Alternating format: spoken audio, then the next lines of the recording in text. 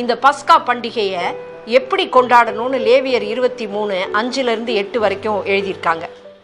முதலாம் மாதம் 14ஆம் தேதி அந்தி நேரமாகிற வேளையிலே கர்த்தரின் பஸ்கா பண்டிகையும் அந்த மாதம் 15ஆம் தேதியிலே கர்த்தருக்கு புளிப்பில்லா அப்ப பண்டிகையுமாய் இருக்கும்.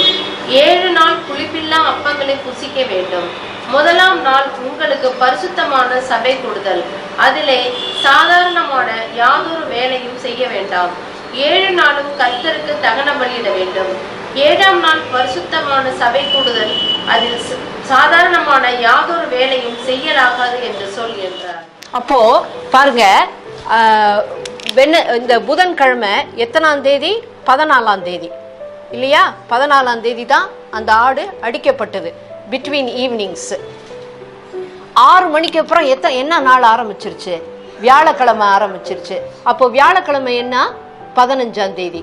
அந்த 15ஆம் தேதி என்ன திருவிழாவை கொண்டாட சொல்றாரு? புளிப்பில்லாத அப்ப பண்டிகை. அது எத்தனை நாளைக்கு கொண்டாடணும்னு சொல்லப்பட்டிருக்கு? 7 நாள் கொண்டாடப்படணும்னு. அப்போ வியாழக்கிழமையிலிருந்து ஆரம்பிச்சா அடுத்த புதன்கிழமை வரைக்கும் என்ன ஆகும்? 7 நாள். 7 நாள் புளிப்பில்லாத அப்ப பண்டிகை அப்படின்னு. ஆனா அவர் என்ன சொல்றாரு? இந்த 15ஆம் தேதி இந்த புளிப்பில்லாத அப்ப பண்டிகையை நீங்க கொண்டாட ஆரம்பிக்கும் போது அன்னைக்கு அது என்னவா இருக்கணும்? உங்களுக்கு ஓய்வு நாளா இருக்கணும்னு சொல்லப்பட்டிருக்கு. ஓய்வு நாளா இருக்கணும்னு சொல்லப்பட்டிருக்கு. ஸோ இந்த 7 நாட்களுக்குள்ள அவங்களுக்கு 3 ஓய்வு நாட்கள் வந்துருச்சு. அப்போ இங்க இந்த வியாழக்கிழமை அவங்களுக்கு ஒரு சாபத்து, திருவிழாவோட வர ஒரு ஓய்வு நாள் சாபத்து. அதுக்கு பேரு ஹை சாபத்து. அது பிரதான ஓய்வு நாள், ஹை சாபத்து.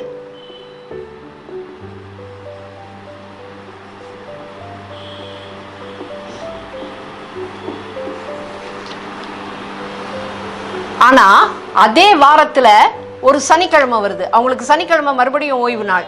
அது வழக்கமா வர ரெகுலர் சாபத்து.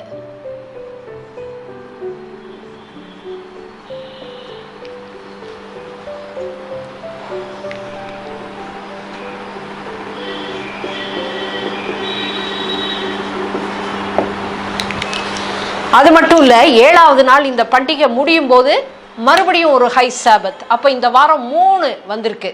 இதெல்லாம் நமக்கு தெரியறது இல்லை. 3 வந்திருக்கு. அதை நம்ம பார்த்துக்கணும்.